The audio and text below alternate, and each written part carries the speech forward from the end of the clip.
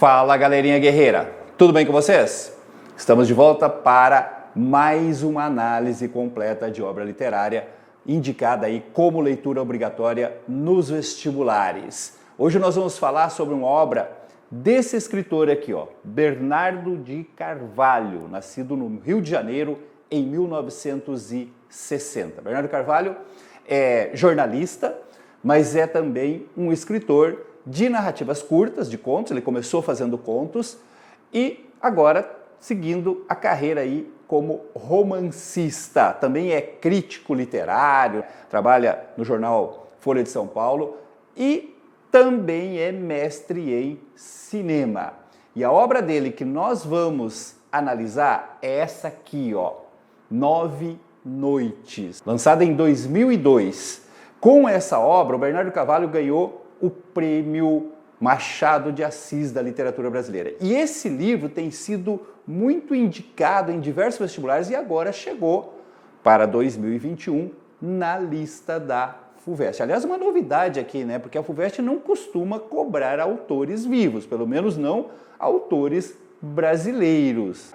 Quando é estrangeiro, né? Por exemplo, você tem lá do Mayombe o Pepetela, né? Mas ele é angolano. Autores brasileiros, ela prefere cobrar aqueles autores já consagrados e tal. Então, uma mudança de rumo aí, cobrando Bernardo Carvalho com o livro 9 Noites. E você sabe, você vai ter aqui aquela análise com todas as possibilidades de cobrança para você conseguir gabaritar as questões da FUVEST e de qualquer outro vestibular aí. Vamos lá? Vamos começar? Primeira coisa que eu queria falar para vocês é o seguinte, ó. O livro tem um agradecimento em que o autor declara que esta obra é uma mistura de fatos reais, de pessoas reais, com ficção. Olha o que ele diz nesse fechamento do livro, onde ele faz os agradecimentos, né, àqueles que colaboraram na sua produção. Olha o que ele diz, ó. Este é um livro de ficção, embora esteja baseado em fatos, experiências e pessoas reais. É uma combinação de memória e imaginação, como todo romance, em maior ou menor grau, de forma mais ou menos direta. Então não se surpreendam, vocês vão encontrar aqui pessoas, fatos que são realmente fruto de uma investigação jornalística. Mas ele mesmo está dizendo, é uma obra de ficção, é uma obra literária baseada, né, na criação livre, que é próprio das obras ficcionais aí. E aí nós temos também aquela coisa de fazer a classificação, né? Que tipo de romance nós temos aqui? Bom, tem algumas classificações possíveis aí. Quando você lê o romance, você percebe que ele tem características de romance-reportagem, né? Inclusive ele mostra todos os passos dessa investigação, dessa reportagem que ele está fazendo, né? Sobre o suicídio de um antropólogo americano no meio da selva brasileira em 1939, tá? Um jovem antropólogo americano. Por outro lado, o livro também apresenta características de romance policial, porque tem todo aquele processo investigativo, vai criando-se um mistério para ser resolvido no fim, mas tem também fortes características de romance psicológico. Aliás, essa é uma característica de toda a obra do Bernardo Carvalho, desde os seus contos, né? Essa investigação psicológica nos seus enredos, nos seus personagens. Uma outra coisa que eu queria chamar a atenção aqui é o seguinte, ó. A crítica tem falado, né, sobre metaficção. Eu tenho observado algumas expressões de que isso seria uma obra que se encaixa na chamada metaficção.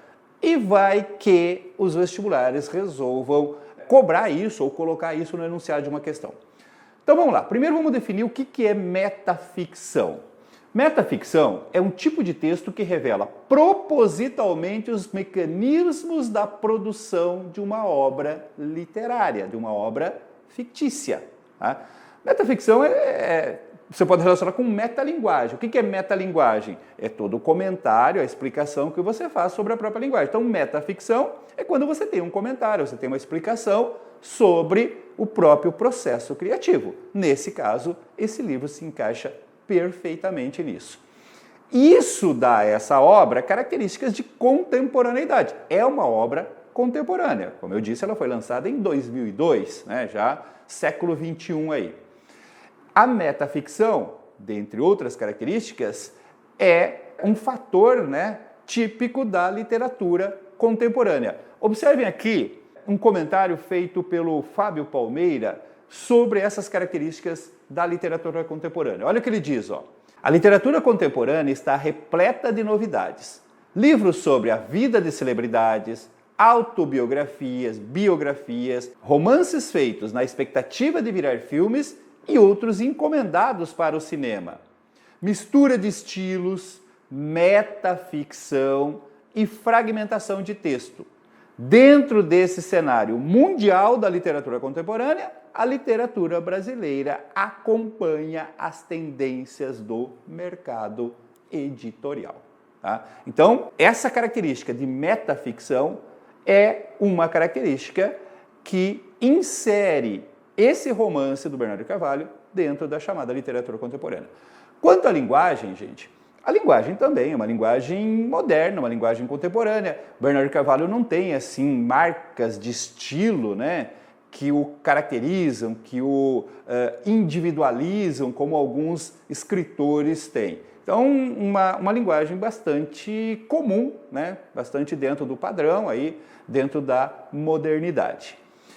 Quanto à estrutura narrativa, aí sim nós temos um aspecto bem original, né, e bem intrigante, né, para acompanhar ao longo do desenvolvimento da história ali. Nós temos uma narrativa que se desenvolve em dois focos. Nós temos um primeiro narrador, que é um jornalista, né, também escritor, romancista, que em 2001, ao ler um artigo num jornal que fala sobre, que cita, na verdade, a morte de um antropólogo americano ocorrida em 1939 por suicídio, fica muito intrigado ao ouvir o nome ou ao ler o nome desse antropólogo. Ele tem a nítida impressão de que ele já ouvira esse nome antes. Ele não consegue lembrar, ele não consegue identificar de onde, mas ele tem essa impressão.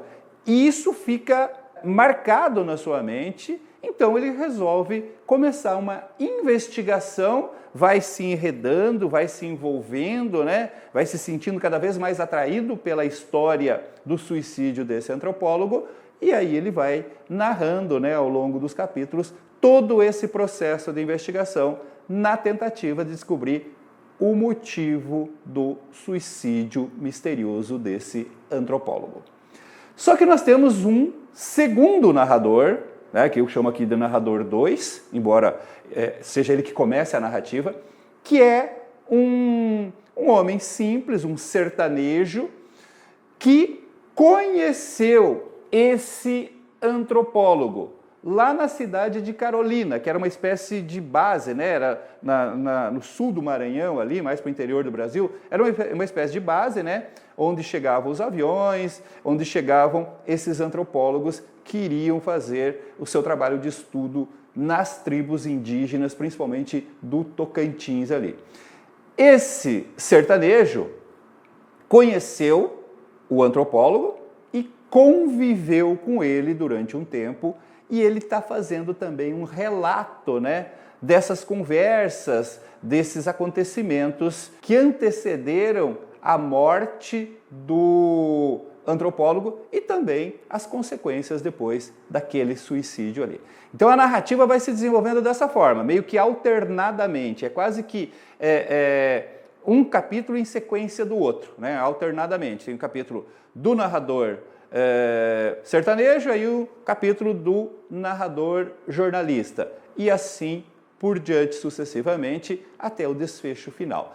E é interessante que ao longo da narrativa a gente percebe como essas histórias vão se enredando mesmo, né? Como elas vão se complementando ali. Ainda sobre a estrutura do livro, eu queria chamar a atenção de vocês também para a questão do tempo e do espaço, né, dessas duas narrativas. Então nós temos nós temos a história desse antropólogo, que é o Bill Quinn.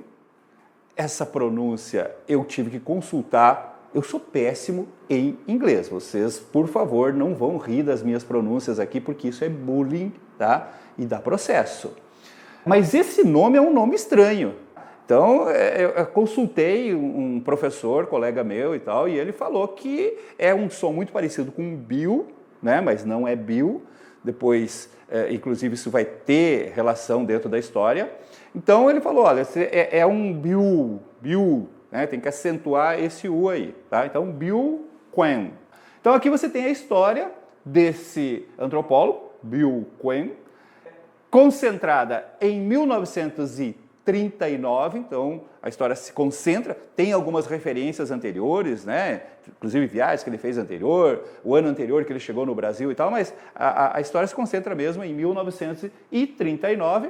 No espaço seria ali a cidade de Carolina, que eu já citei, e principalmente, né, a tribo dos índios Craô, tá? Que era onde o antropólogo estava, né, quando acabou cometendo o suicídio.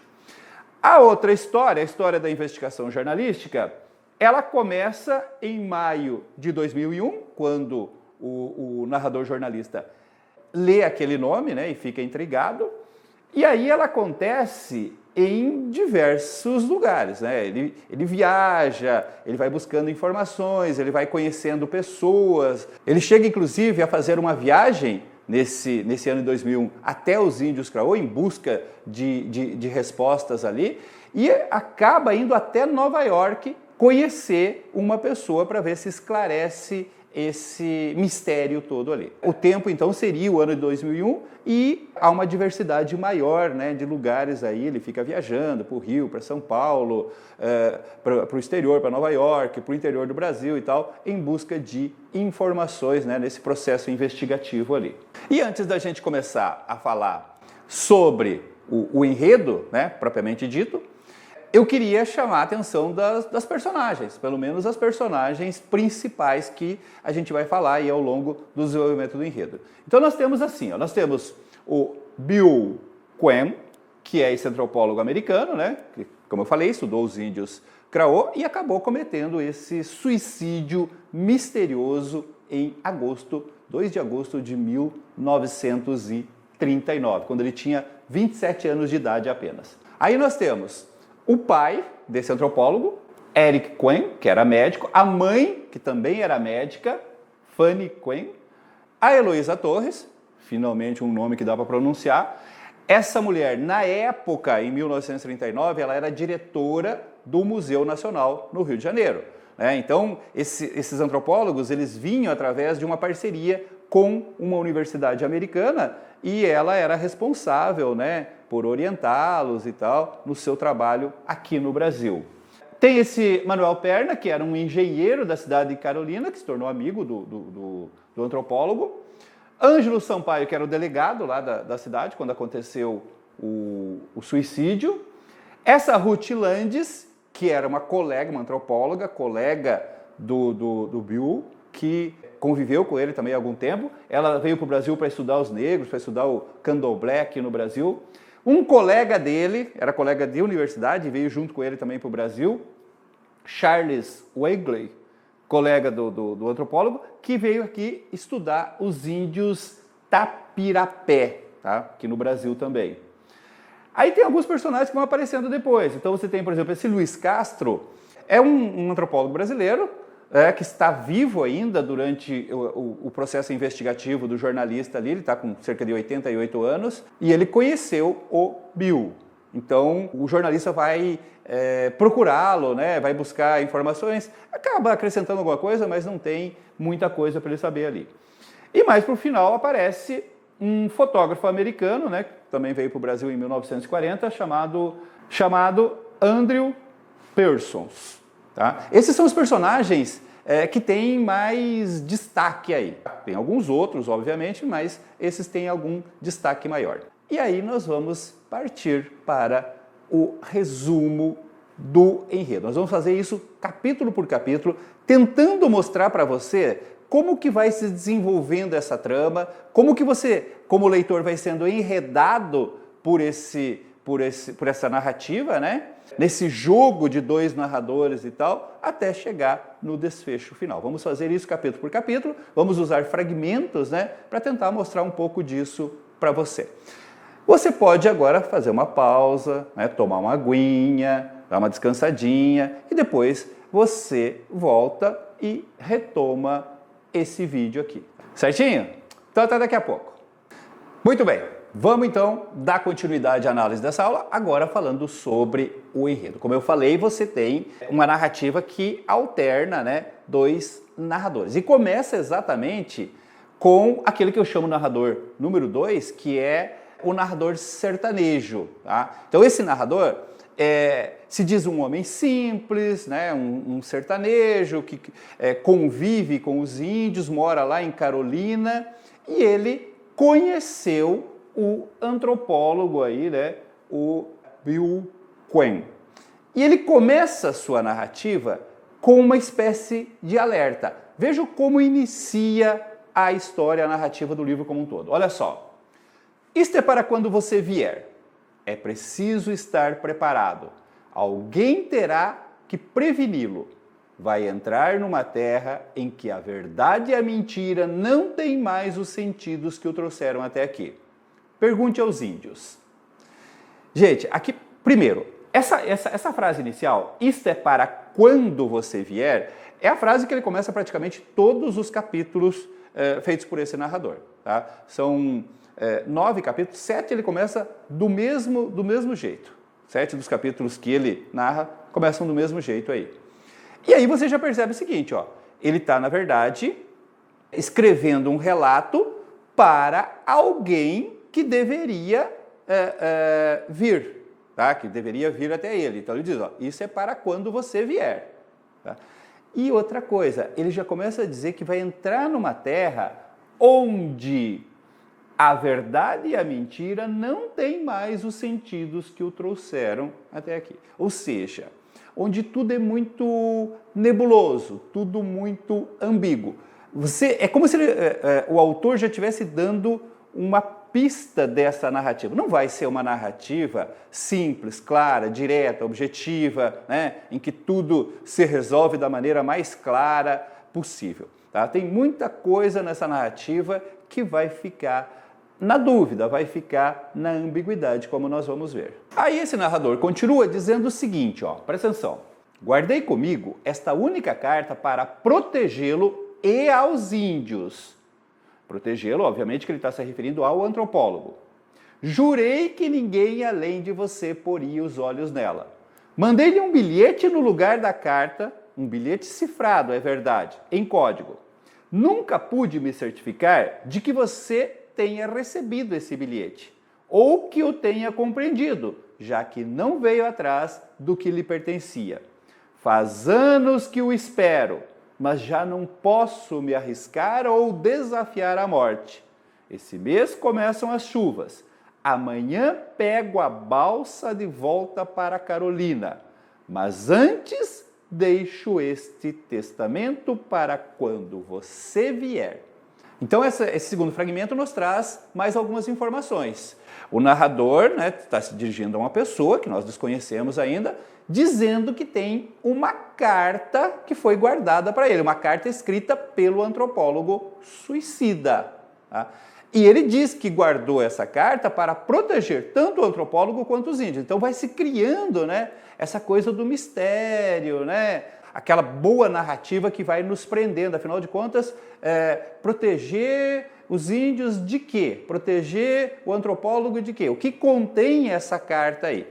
Você vai ver depois, ao longo da narrativa, que o Bill Quinn, quando se suicidou, ele deixou uma série de cartas, né, para explicar, para tentar justificar um pouco da sua morte ali. Cartas para várias pessoas. Entre essas cartas estava essa carta que esse narrador sertanejo, aí, esse narrador 2, resolveu guardar para entregar pessoalmente. Mas ele disse que nunca conseguiu, porque ele mandou um bilhete, ele não sabe se esse bilhete chegou no destinatário e já se passaram anos, como ele diz, e ele não pode mais esperar para entregar essa carta. Então ele resolve deixar um relato para quando esse desconhecido vier. Aí, no capítulo 2, nós temos a narrativa feita pelo narrador jornalista aí.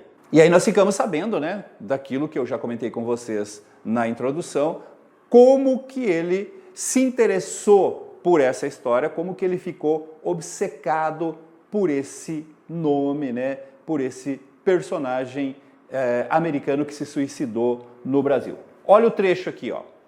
Não posso dizer que nunca tivesse ouvido falar nele, mas a verdade é que não fazia a menor ideia de quem ele era, até ler o nome de Bill Quinn pela primeira vez num artigo de jornal na manhã de 12 de maio de 2001.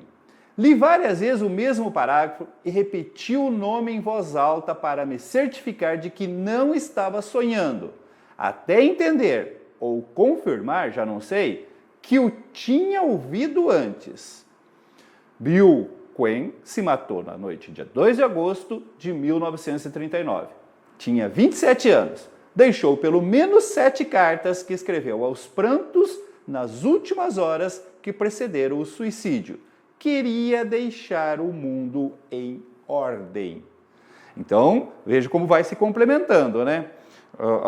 O narrador do primeiro capítulo já tinha dito que tinha uma carta para um desconhecido, e agora nós ficamos sabendo que o antropólogo, quando se suicidou, deixou pelo menos 7 cartas. 7 cartas conhecidas, mais aquela que ficou com o narrador sertanista lá.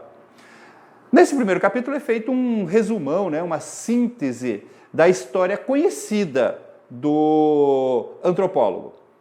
O seu nascimento, a sua formação, quando que ele veio para o Brasil, as coisas que ele estudou, como que ele chegou aqui e tal. Então, referências aos pais, aos parentes, aquilo que era conhecido, que não dependia necessariamente de uma investigação. Também nesse primeiro capítulo são revelados os conteúdos de algumas cartas a que o narrador jornalista teve acesso. Uma delas é justamente a Heloísa Torres, a diretora lá do Museu Nacional, e ali fica revelado que o antropólogo dizia estar morrendo de uma doença contagiosa que ele teria contraído. Também é feita referência aos 2 índios, ao nome dos 2 índios, né? João e Ismael, que eram os que acompanhavam o antropólogo quando ele cometeu o suicídio. Aí nós vamos para o capítulo 3. Capítulo 3, volta o narrador número 2, né? O narrador sertanista, e aí você tem esse fragmento aqui com mais algumas revelações. Olha só. Isso é para quando você vier. Foram apenas 9 noites. Se agir como se ignorasse os motivos que o levaram ao suicídio, foi para evitar o inquérito. O silêncio foi um peso que carreguei durante anos, enquanto estive à sua espera. Já não posso me arriscar a que tudo desapareça comigo. E, claro que, se eu soubesse do conteúdo das cartas que ele recebeu antes de se matar, não teria mandado meu irmão à aldeia só para lhe entregar as missivas que chegaram no início de julho. Teria ido eu mesmo, se soubesse que, entre aquelas cartas, eu lhe enviava a sentença de morte. Teria ido sozinho e a pé, se fosse preciso, para trazê-lo de volta em segurança para a cidade. Ele me fizera prometer que lhe remeteria as cartas por um portador. Assim que chegasse, esperava uma resposta, e já não tenho dúvidas de que era a sua resposta que ele aguardava com tanta ansiedade.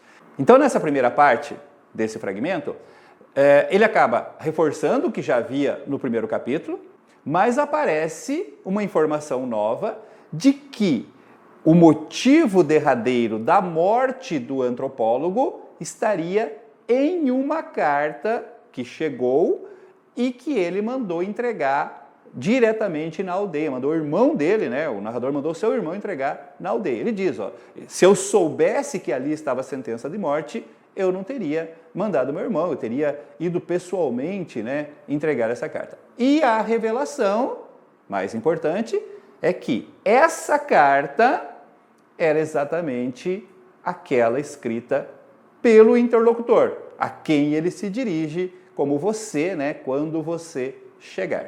Veja como ele continua, ó. Antes de entregá-las ao meu irmão, li entre os envelopes do último correio que chegou no início de julho pelo avião da Condor o nome de um remetente, que depois eu iria reconhecer entre os destinatários das cartas que ele escreveu nas horas que antecederam a sua morte. Justamente aquela carta, entre todas as outras, que decidi guardar comigo, a despeito do que você possa pensar, em nome da memória do Dr. Bill e para proteger os índios, a carta que ele lhe deixara. Então, nós temos essa informação. O antropólogo recebeu uma carta que teria, digamos assim, sido o motivo principal do seu suicídio e, antes de suicidar-se, escreveu uma carta para esse remetente da carta que ele recebeu. Esta carta é que está nas mãos, ou que ficou nas mãos do narrador aí do sertanejo, dizendo que era para proteger tanto o remetente, quanto o antropólogo, quanto os índios. Então observe como o mistério vai se enredando, né, em torno do conteúdo dessa carta. E ele ainda vai terminar esse capítulo 3 falando sobre algumas justificativas que o antropólogo teria dado para a situação que se encontrava, que o levou ao suicídio. Olha só, para uns, disse que o pai tinha abandonado a sua mãe, idosa e sem recursos. Mas se já havia me falado daquilo da última vez que esteve em Carolina, não podia ser essa a má notícia que o deixara naquele estado. Para outros, disse que a mulher o traíra com o irmão dele, mas eu sabia muito bem que não havia irmão nenhum. Ninguém além de mim nunca soube da carta que ele lhe deixou. Estive à sua espera por todos esses anos. Observem que ou o narrador não quer revelar, ou ele não sabe o conteúdo que havia naquela carta recebida pelo antropólogo. Tá? E depois, mais para frente, nós vamos perceber que realmente ele não tomou conhecimento do conteúdo da carta que ele segurou, que era endereçado a esse desconhecido. Primeiro, ele diz, né, vai dizer por ignorância, porque ele não sabia inglês, e porque ele não queria se arriscar a pedir que alguém traduzisse essa carta para ele. Aí nós passamos para o capítulo 4, onde nós temos o narrador 1, o narrador jornalista, e aí tem um fragmento que ele diz assim, ó, ninguém nunca me perguntou e por isso também não precisei responder. Todo mundo quer saber o que sabem os suicidas. No início, deixei-me levar pela suposição fácil de que aquela só podia ter sido uma morte passional e concentrei a minha busca nesses vestígios. Devia haver outra pessoa envolvida. Ninguém pode estar totalmente só no mundo. Vejam, o narrador, ele me diz, ninguém me perguntou, né? Então, por isso mesmo eu nunca expliquei, vou explicar agora. O que o teria seduzido, né? O que o teria motivado além da lembrança, né, daquele nome? Ele diz, ó, é uma coisa natural, as pessoas quererem saber os motivos de um suicídio, né? O que leva alguém a cometer um suicídio. E ele diz que no começo ele concentrou isso numa coisa passional. Ele diz, ó, ninguém pode ser sozinho no mundo. E começou a procurar isso. E nessa procura, ele acaba tendo contato com uma professora que lhe afirma, ainda por telefone, que a mãe dela, essa tal dona Júlia, teria tido um flerte, um namorico com o antropólogo lá em 1938, 39, quando ele já estava no Brasil.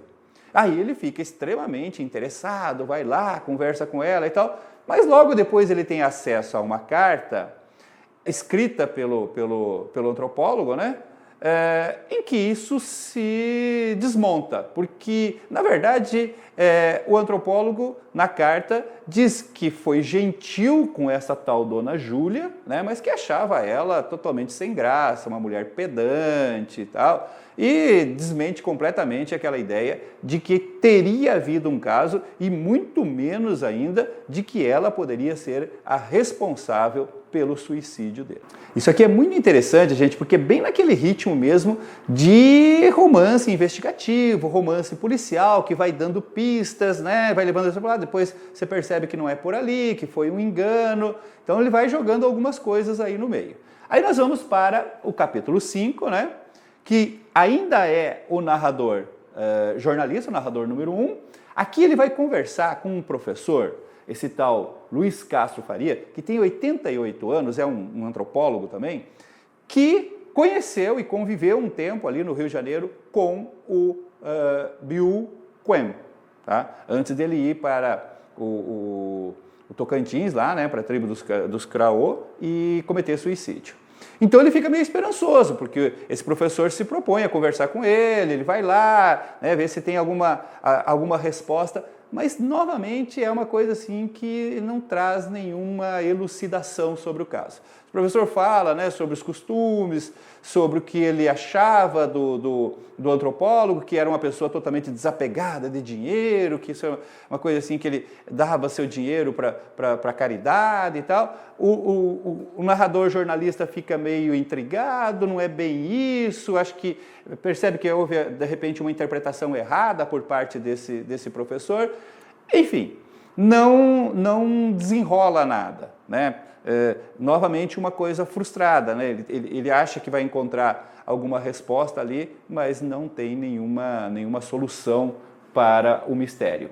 E o narrador jornalista vai falar também sobre outro antropólogo famosíssimo, né, que esteve no Brasil naquela mesma época, Claude Lévi-Strauss, né? E esse professor teria também convivido, né, nesse grupo de antropólogos. Tem uma foto, o livro traz algumas fotos, então tem uma foto onde tem a Heloísa Torres, né, a diretora lá do Museu Nacional, cercada, né, de pessoas ali, né, os antropólogos que vieram dos Estados Unidos, os americanos, né, junto com o Claude Lévi-Strauss lá. Tá? Então fala sobre isso, e há uma referência também ao fato de que, reforçando o que já tinha sido informado antes, que o Bill Quam teria realmente contraído uma doença contagiosa e que essa doença era a sífilis, uma doença transmitida sexualmente aí.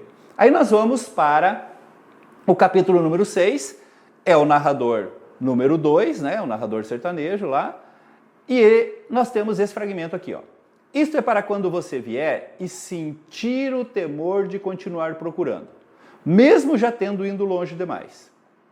Ele deve ter lhe falado dos portos que visitou, do que viu pelo mundo, sempre um pouco mais além, numa busca sem fim e circular, do que trouxe para casa, deixando-lhe aquela expressão que ele tentava disfarçar em vão e que eu apreendi quando chegou a Carolina na distração do seu cansaço. O que pode ter passado um homem na infância para trazer uma cicatriz daquelas na barriga? Que espécie de sofrimento o pôs em sintonia com o mundo pior que o seu? Aqui tem um outro aspecto interessante, que é o seguinte.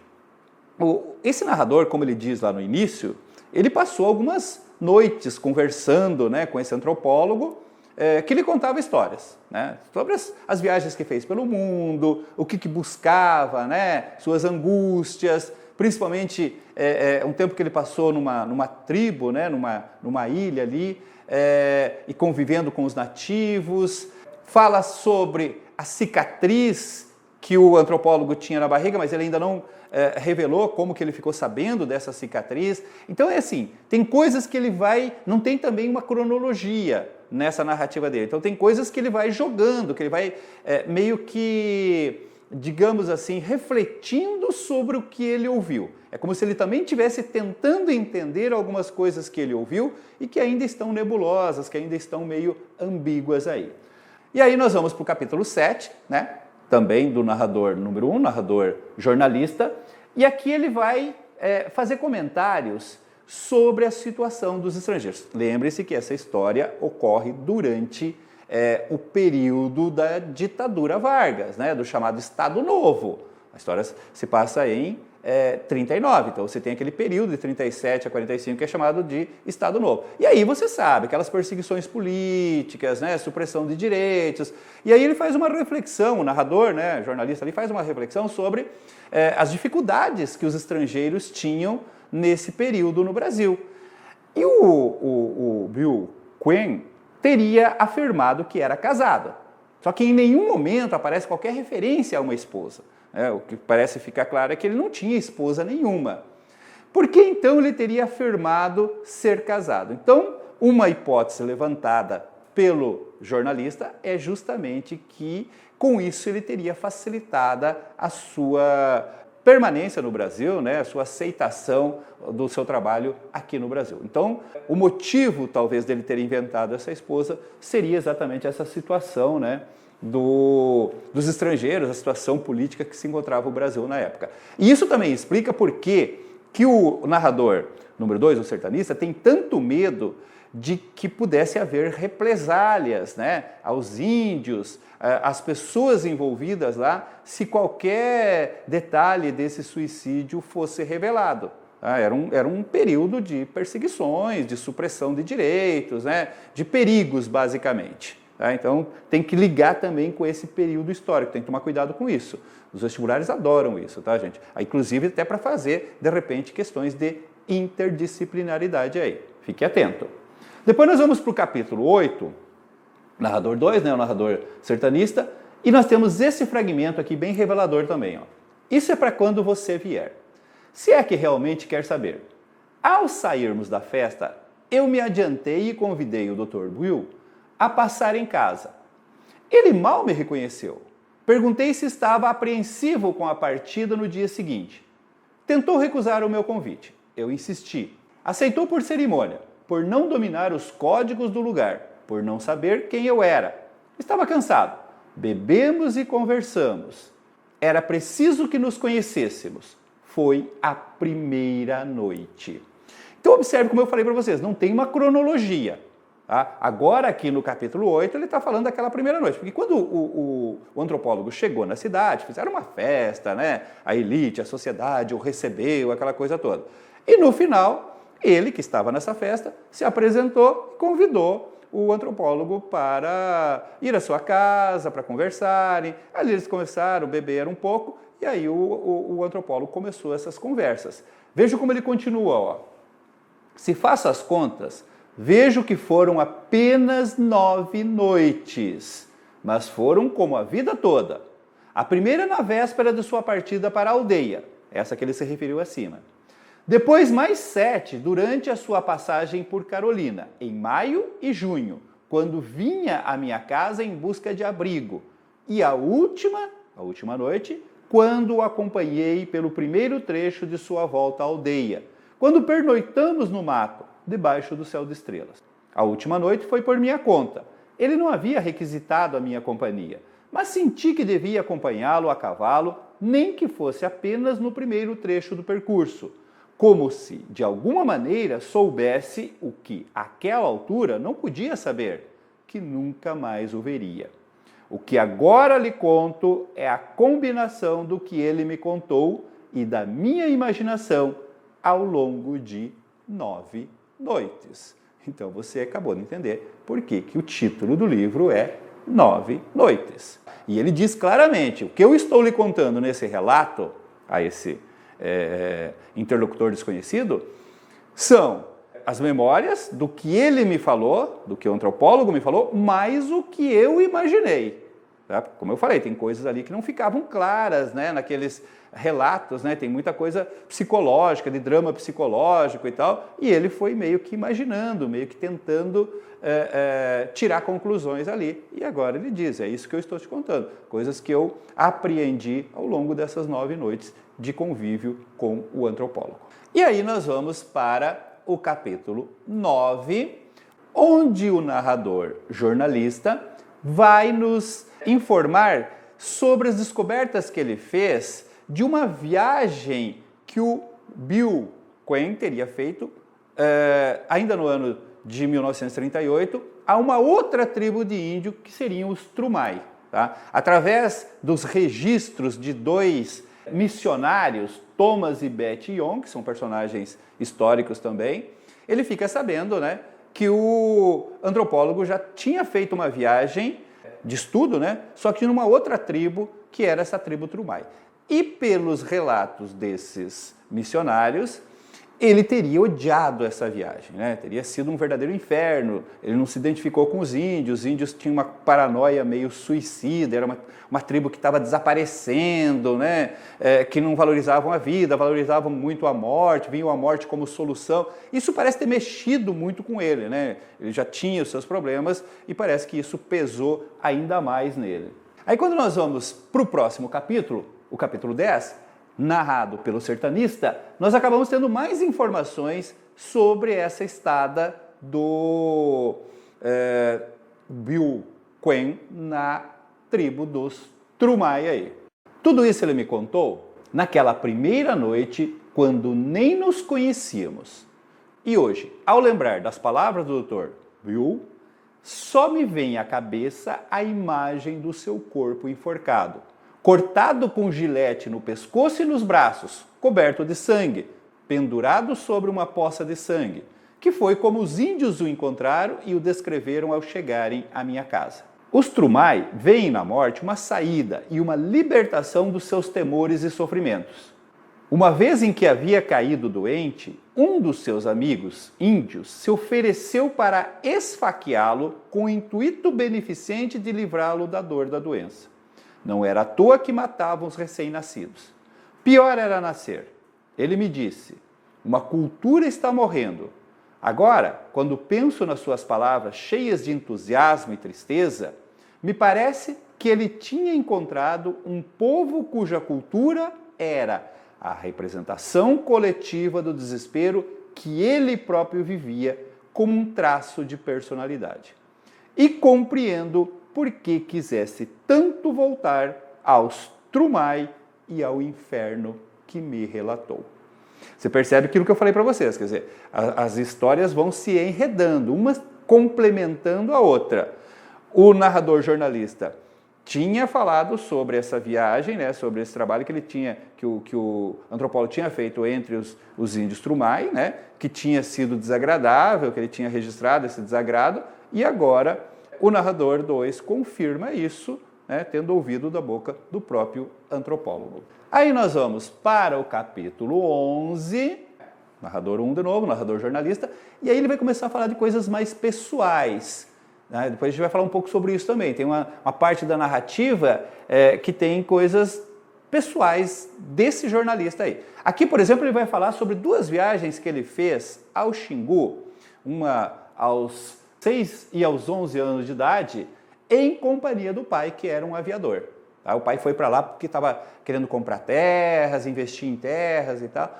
E aí começa a aparecer uma relação meio ambígua dele com o pai dele. Tá? Ele tem uma relação assim que um pouco é de admiração e um pouco é de desilusão. O pai parecia ser assim, um grande mulherengo, nessa época ele já estava separado da mãe, estava envolvido com uma prima rica, que inclusive lhe forneceu o dinheiro para comprar essas terras. Depois ele deixa transparecer que o pai deu um golpe na prima, se envolveu com outra mulher, né? A prima o processou. E aí fala, ele foi uma pessoa assim, que passou por muitos casos amorosos ao longo da vida. No final, inclusive, o pai, né, vai sofrer as consequências disso, né? Vai ser explorado pela última mulher com quem ele se envolve lá. Tá? Observem como que ele faz um pequeno relato sobre essa viagem ao Xingu. Olha o que ele diz. Ó. O Xingu, em todo caso, ficou guardado na minha memória como a imagem do inferno. Não entendi o que dera na cabeça dos índios para se instalarem lá, o que me parecia de uma burrice incrível, se não um masoquismo e mesmo uma espécie de suicídio. Também nós ficamos sabendo nesse capítulo que, ao pesquisar sobre os índios Craô, o narrador jornalista descobriu que em 1940, portanto um ano depois de acontecer o suicídio do antropólogo, esses índios foram vítimas de uma chacina. Só que não parece ter nada a ver com o suicídio do antropólogo. Né? Foi questões de disputa de terras, essas coisas que a gente sabe que acontece muito no Brasil, né? Índios serem chacinados por invasores das suas terras, por grileiros e tal, isso é muito comum. Tá? Então ele faz esse relato aí também. Continuando o relato, ele nos diz que conheceu um casal de antropólogos que tiveram contato, que chegaram a conhecer alguns anos antes, um daqueles dois índios que estavam em companhia do antropólogo quando ele se suicidou. Então ele vai conversar com esses antropólogos, ver se eles têm algumas informações e tal. Novamente aquela pista, né, que dá um certo alento, vai chegar agora, mas acaba não trazendo nenhuma novidade aí. Só que aí ele decide que quer ir visitar os índios, ele quer ir lá na tribo Craô para ver se descobre alguma coisa. Com a ajuda desses antropólogos, ele consegue marcar uma viagem lá para o interior do Brasil, né, para a região onde tem essa tribo dos índios Craô. Ele consegue marcar isso, por coincidência, exatamente no dia 2 de agosto de 2001, portanto, exatamente 62 anos após a morte do antropólogo.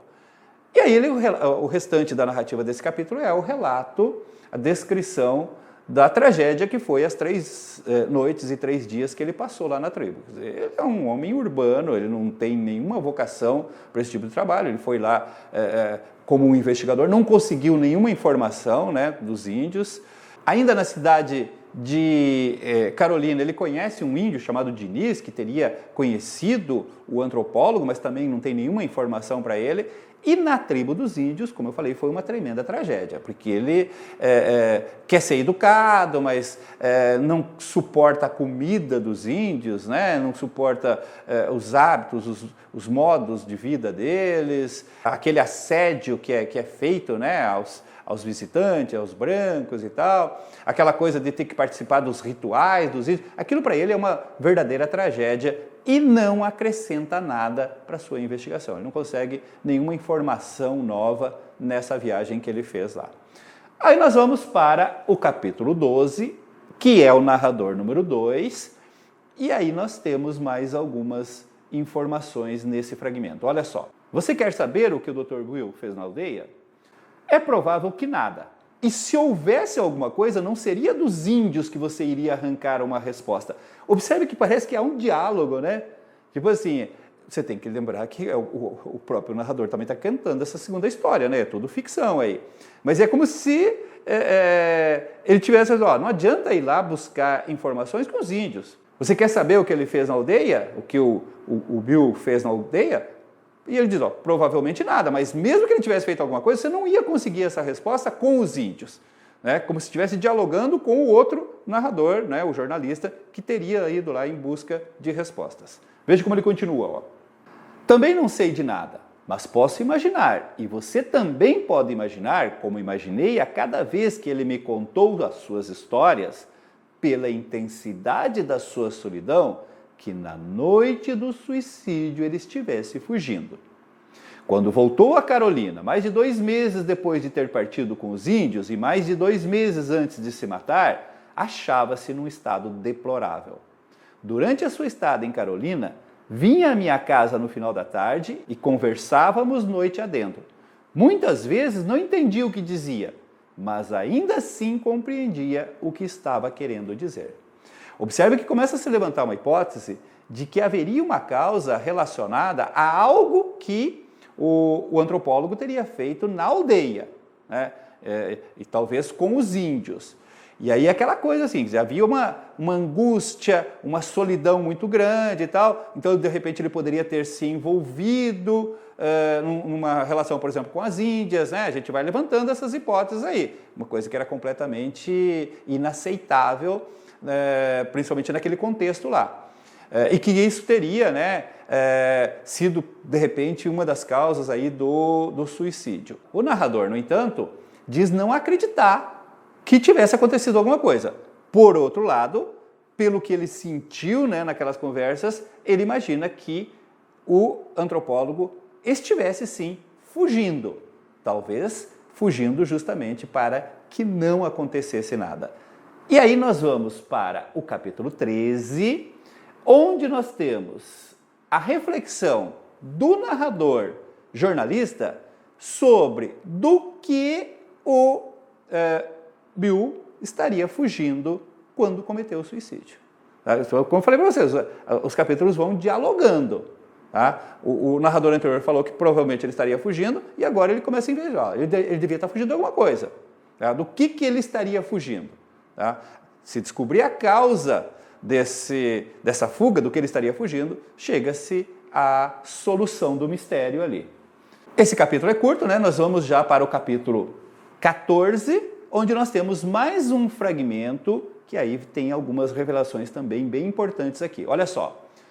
Contou de uma tarde em que, voltando de uma caminhada solitária na praia, onde abandonara os colegas, deparou com a casa excepcionalmente vazia e um homem sentado na cozinha. E que, antes de poder se apresentar, o estranho, saindo da sombra, sacou de uma máquina fotográfica e registrou para sempre o espanto e o desconforto do antropólogo recém-chegado de um passeio na praia, surpreendido pelo desconhecido. Numa das noites em que veio à minha casa, durante a sua passagem por Carolina, no final de maio, o Dr. Bill confessou que viera ao Brasil com a missão de contrariar a imagem revelada naquele retrato, como um desafio e uma aposta que fizera consigo mesmo. Havia sido traído pelo intruso e sua câmera. Não podia admitir que aquela fosse a sua imagem mais verdadeira, a expressão de espanto diante do desconhecido. Havia sido pego de surpresa pelo fotógrafo, antes de poder dizer qualquer coisa. E embora depois tenham se tornado amigos, por muito tempo o estranho não conseguiria tirar outra foto dele. Até irromper um dia em seu apartamento, sem avisar, decidido a fotografá-lo de qualquer jeito, depois de ter sabido que ele estava de partida para o Brasil. Queria uma lembrança do amigo antes de embarcar para a selva da América do Sul. Eu só sei que esse estranho era você. Olha só, aqui nós temos uma revelação importante. Esse você, que o narrador está se referindo a todo momento, né? O você a quem estava dirigida uma carta que ele segurou, que ele não mandou, era um amigo americano, que era fotógrafo, que teria fotografado nessa situação. E aí, quando nós pulamos para o próximo capítulo, o capítulo 15, olha só o que esse fragmento nos revela. Os outros dois retratos, um de perfil e outro de frente, foram tirados em 1937, quando Bill Quinn estava trabalhando em seu apartamento em Nova York. Um amigo, um artista de Nova York, que tinha como hobby esse tipo de coisas, fez Bill prometer que um dia o deixaria fotografá-lo. O amigo se cansou de esperar e foi ao apartamento de Bill sem lhe dar a chance de se barbear ou trocar de roupa. O livro, eu falei, ele apresenta também algumas imagens, algumas fotografias. Então tem lá essas duas fotos do antropólogo, né? Uma de frente e outra de lado. Tá? Essas são as duas fotos referidas, né, no capítulo anterior, pelo narrador sertanejo, contada a ele pelo próprio antropólogo, como que se deu essas fotos. Tá? Aquela ideia, né, você tem que lembrar que naquela época, foto era uma raridade, não é que nem hoje que você tira selfie em qualquer momento e tal. Então a pessoa, para tirar uma foto, ela tinha que se preparar, tinha que se barbear e tal, por isso que ele fala que foi uma coisa assim meio sem preparação, né? Que o outro exigiu essas fotos para guardar como lembrança, já que ele vinha embora para o Brasil, um ano antes dele vir para o Brasil aí. E ainda nesse capítulo 15, nós temos um fragmento de uma carta da Heloísa Torres, né? O narrador teve acesso a essa carta e reproduz ali, onde ela demonstra certas preocupações em relação ao comportamento do antropólogo, do Bill Quinn. Olha só esse fragmento revelador aí. Ó. Estou certa de que você não ficará magoado com nada do que vou escrever. Preciso ter total confiança em você e fico ressentida ao pensar em certas coisas que sei que você andava fazendo no Rio. Sei que não vai beber demais quando estiver em Carolina. Sei que não vai tocar em nenhuma Índia. Escreva e me diga que posso confiar em você. Tenho de confessar que às vezes você me dá medo. Acho-o muito instável e temo pelo seu futuro. Gostaria que você tivesse confiado mais em mim e me falado sobre o que andava fazendo.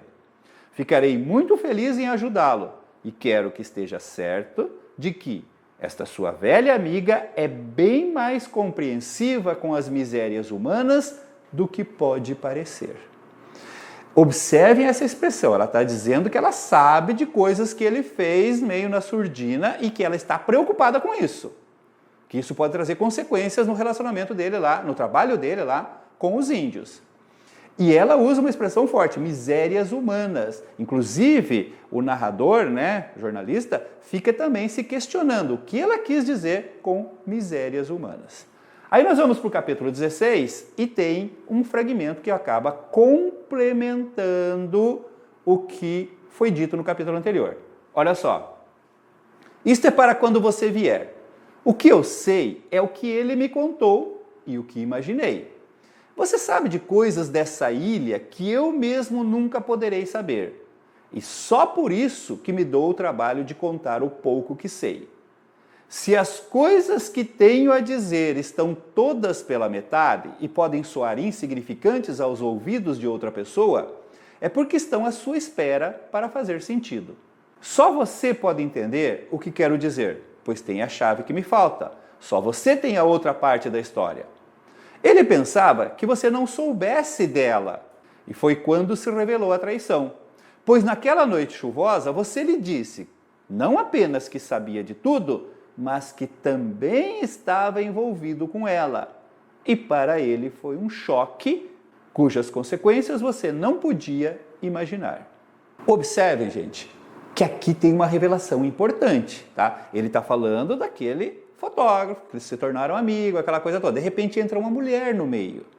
E essa mulher parece ter sido o pivô da separação dos amigos. Então, não tem como não começar a aventar, até pelo que foi dito anteriormente, pela Helena Torres lá, sobre o que ele andava fazendo no Rio e tal, que poderia de repente ter uma relação homoafetiva entre o antropólogo e o fotógrafo. E que de repente uma mulher entrou nessa relação e acabou separando os dois amigos. Vejam como ele continua, ó.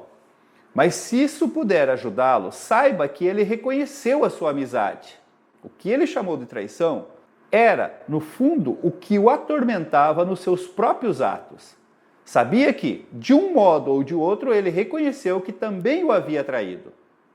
Quando, nos momentos distraídos de maior melancolia, ele falava da mulher, sem deixar claro se era a própria esposa, eu sempre a associava àquela sobre quem vocês teriam discutido na casa da praia e que teria marcado o fim de uma amizade. Então, observe que essa segunda parte aqui do fragmento confirma, a ideia anterior, que foi a mulher responsável pelo fim dessa amizade, mas tem mais um fragmento ainda que parece ainda mais revelador. Dá só uma olhada, ó. Me disse que chegou ao Rio no carnaval de 1938 e que conheceu, num bloco de rua, uma negra alta e vistosa, fantasiada de enfermeira. Vestia uniforme branco, chapéu branco e sapatos brancos, que realçavam a sua pele de breu, cintilante de suor. Ele mal falava português, não entendia nada do que ela lhe dizia. Estava bêbado. Levou-a para seu quarto de pensão. Dormiram juntos. Mas quando acordou no dia seguinte, ela já não estava lá, como o contador de histórias de Fiji, que o abandonava antes do nascer do sol. E no lugar da enfermeira, havia um homem na sua cama, um negro forte e nu, como o nativo dos retratos que me mostrara. Já não se lembrava de nada do que acontecera, nem de como aquele homem tinha ido parar ali. Ele se exprimia por denegações. Quer dizer, ele se expressava por afirmações que ele mesmo negava, que negavam certas atitudes dele ali. Gente, isso parece confirmar que há uma situação envolvendo homossexualidade. Durante todas as conversas do antropólogo com o sertanista, ele falava muito sobre essa ilha Fiji. Falava sobre um nativo com quem ele adormecia na praia, enquanto ele contava histórias, e quando ele acordava, esse nativo tinha ido embora, um nativo negro e tal, que lembra muito esse fragmento aqui. E aí, quando nós passamos para o capítulo 17, nós temos a confirmação disso. Aqui o narrador, jornalista, nos faz revelações conseguidas através de um diário de um antropólogo franco-suíço chamado Alfred Metraux, que teria conhecido o Bill. Vejam o fragmento como é revelador. Olha só, em 1947, em Nova Passagem pelo Rio, Metraux jantou com Bernard Minsky, jovem antropólogo da Universidade Columbia. Essa universidade é a mesma do Bill Quinn, que ele considerava rancoroso, pretensioso e fofoqueiro. O Metraux considera esse jovem antropólogo com quem ele está jantando rancoroso, pretensioso e fofoqueiro. Minsky aproveitou a ocasião para lhe contar sobre a juventude de Weigl, que é aquele amigo do Bill. Mãe divorciada, infância pobre e negligente. Em seguida, deu a ficha completa de Quinn, morto havia 8 anos, em 39. Filho de pai alcoólatra, mas rico, e de mãe neurótica e dominadora. Obriga-se à homossexualidade com negros, dos quais ele tem horror. Garoto de talento. Poeta. Veja como eu falei para vocês, as histórias vão se enredando e parece que uma vai complementando a outra. Então agora nós temos, né, a confirmação de que aquelas histórias que ele contava, né, de maneira ambígua, com informações truncadas sobre a ilha, né, que ele visitava, as noites que ele passava com os nativos, tinha realmente uma relação de homossexualidade aí. E aí fica mais fácil entender qual era a sua angústia, né, que o fizera fugir, qual era a preocupação da Helena Torres, quando ficou sabendo, né, que ele tinha essas relações no Rio de Janeiro, sobre o que poderia acontecer lá com os índios, né, como ele poderia se envolver com os índios. E, principalmente, qual era a preocupação do narrador 2, né, do narrador sertanista, de que se essas informações viessem a público, isso poderia levar as pessoas a pensar que os índios teriam assassinado o antropólogo, como fica bem claro no capítulo 18, o penúltimo capítulo, nesse fragmento. Olha só, não sei se você se dá conta das consequências do que ele me contou, do que aquilo podia provocar se chegasse aos ouvidos das autoridades, naquele período da ditadura. Imaginariam o pior. Tudo seria pretexto para concluir que ele teria cometido os atos na aldeia que, contrários à natureza humana, justificavam que os índios o matassem. O que ele me contou com displicência diante do fogo, entre uma história e outra, tornava os índios suspeitos de um crime presumido de vingança ou autodefesa. Ele se matou para que não pairassem dúvidas sobre a sua morte e para inocentá-los, porque só a sua existência e a sua presença na aldeia já os incriminava. Foi o que terminou por entender na sua loucura.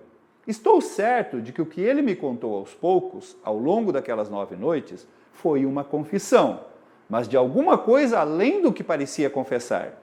Foi a preparação da sua morte. Não acho que tenha feito nada.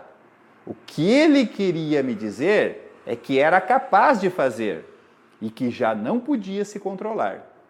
Sempre foi muito ambíguo no que dizia. Não me resta outra opção. Decidir dar um fim a esta carta, que lhe pertence e cujo conteúdo desconheço, em parte por ignorância, em parte por precaução. Não podia pedir a ninguém que a traduzisse. E que, até agora, tinha guardado com o único intuito de protegê-los, a ele e aos índios, fazendo-a chegar intacta ao seu destinatário.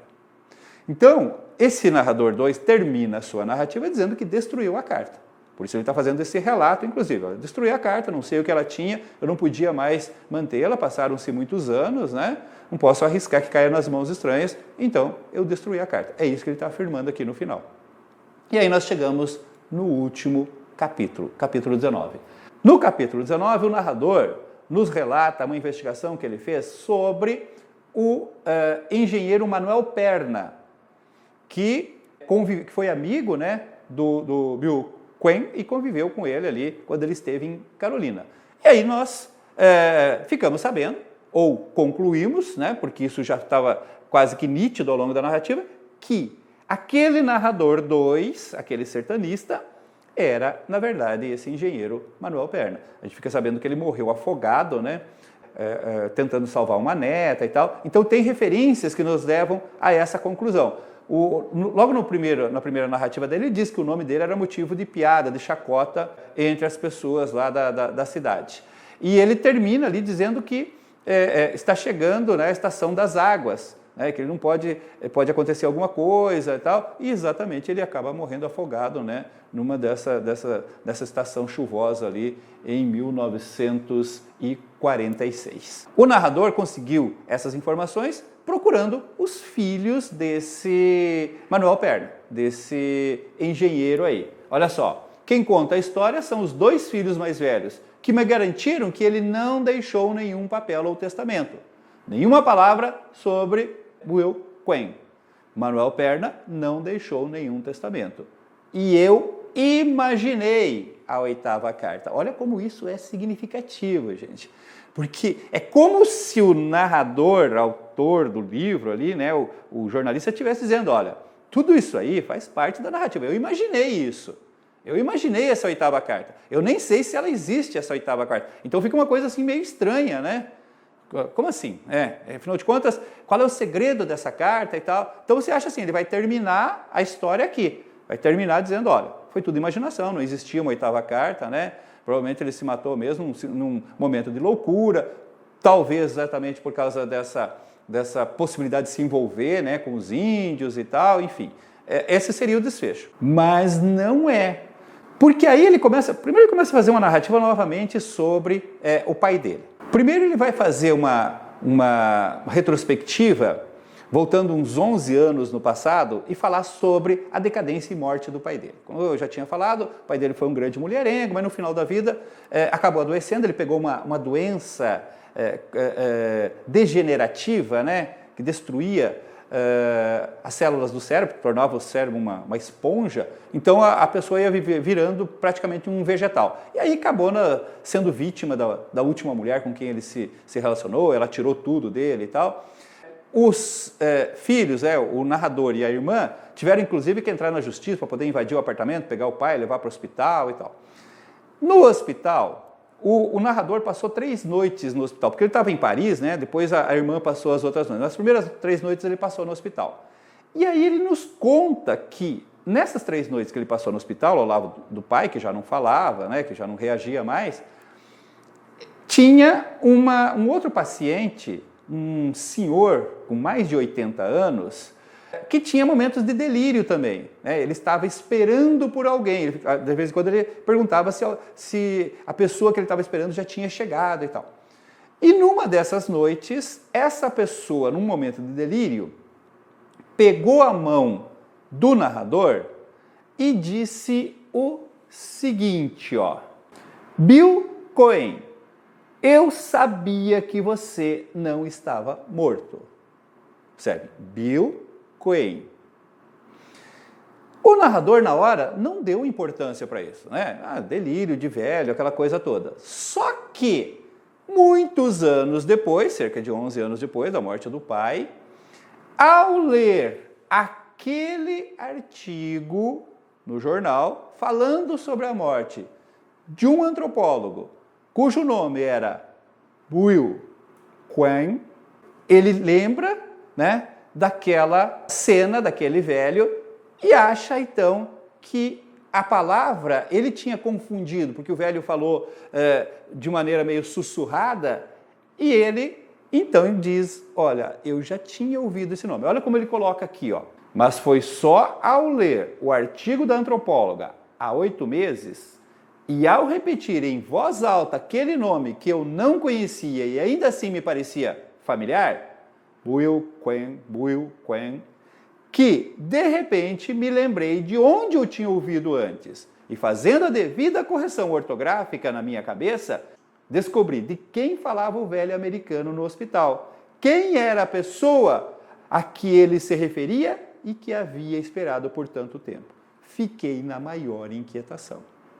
Então aqui nós temos a revelação, né, daquilo que realmente levou ele a fazer essa investigação, a se interessar de maneira tão obsessiva pela história desse antropólogo, tentando descobrir o motivo aí da sua morte.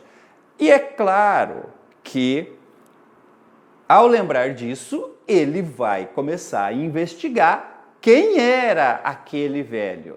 E através da sua investigação ele descobre que este velho era um fotógrafo chamado Andrew Parsons, que viera ao Brasil em 1940 e que passara os últimos anos da sua vida num asilo com certos sintomas de delírio, em que ele estava sempre esperando por uma pessoa. Essa pessoa que ele falou lá na noite do hospital. Nessa investigação, ele acaba descobrindo também que esse fotógrafo tem um filho vivo ainda que mora em Nova York. E aí, ele resolve ir visitar esse filho. Ele tenta falar por telefone, a pessoa não quer falar com ele, esse filho não quer falar com ele, diz que não tem nada para informar e tal, e ele resolve ir lá e consegue conversar com esse filho. E aí acaba se revelando, né, de certa forma, o conteúdo daquela 8ª carta, e que teria, né, sido a principal responsável ali pelo suicídio do antropólogo. O que ele descobre é o seguinte, ó, o rapaz sabe que o fotógrafo não é o seu pai biológico, legítimo e verdadeiro, porque o pai tinha mandado uma carta, ele estava vivendo com os avós, né, e o pai tinha mandado uma carta informando que ele não era o pai biológico, né, que a mãe dele tinha tido relação com outro homem que seria o pai desse rapaz aí. E aí o rapaz está empolgado, resolve mostrar umas fotos para ele, pega umas fotos do pai, que o pai tirava fotos e tal, e entre essas fotos tem fotos do Will Quinn, do antropólogo. O narrador conclui naquele momento que o rapaz é filho do Will Quinn. Essa era a notícia que ele esperava, essa é a notícia que chegou através daquela carta, e essa notícia teria, então, acelerado o seu processo de desespero, de loucura, já acentuado pela doença, né, pela sífilis e pela homossexualidade. Teria sido, então, esse o motivo do suicídio do antropólogo. Mas observe, gente, que esse desfecho é meio ambíguo, porque ele mesmo diz que aquela 8ª carta, um pouco antes, ele havia admitido que a 8ª carta foi imaginada por ele. Tá? Então você tem que entender que tem todo um processo fictício, né, que vai enredando o leitor a partir de um suicídio, que algumas coisas que ele investigou provavelmente eram verdade, né? Aquela coisa da doença, da possível homossexualidade, do antropólogo e tal, mas tem outras coisas também que nós não temos como saber se realmente seria alguma coisa de investigação ou se é tudo pura imaginação do narrador jornalista escrevendo seu romance. E aí ele diz que, então, ele tem a matéria para escrever o seu romance. O romance estaria saindo em pouco tempo ali, né? Ele tem todos os elementos para escrever esse romance. De qualquer maneira, é uma narrativa muito gostosa porque ela vai te enredando, ela vai te prendendo, ela vai te envolvendo, né, nesse processo, né, investigativo, policial, né, essa coisa psicológica muito interessante e é muito característico das narrativas desse autor, né, do Bernardo Carvalho, e da literatura moderna, contemporânea, de uma forma geral. Vale a pena fazer a leitura dessa obra. Tá? Não é uma obra que traga alguma dificuldade estrutural, né? Como eu falei, a linguagem bem tranquila e tal, mas tem esse processo narrativo que você tem que ir tomando cuidado, né? As coisas não estão organizadas muito cronologicamente, dá um certo trabalho depois você organizar esse espaço todo. Quer dizer, agora não dá mais, né? Porque o Titio Altemir acabou fazendo isso para você. Certinho? Gente, Eu espero ter realmente ajudado vocês na compreensão dessa obra. Eu aguardo você numa próxima análise de obra literária. Um abraço!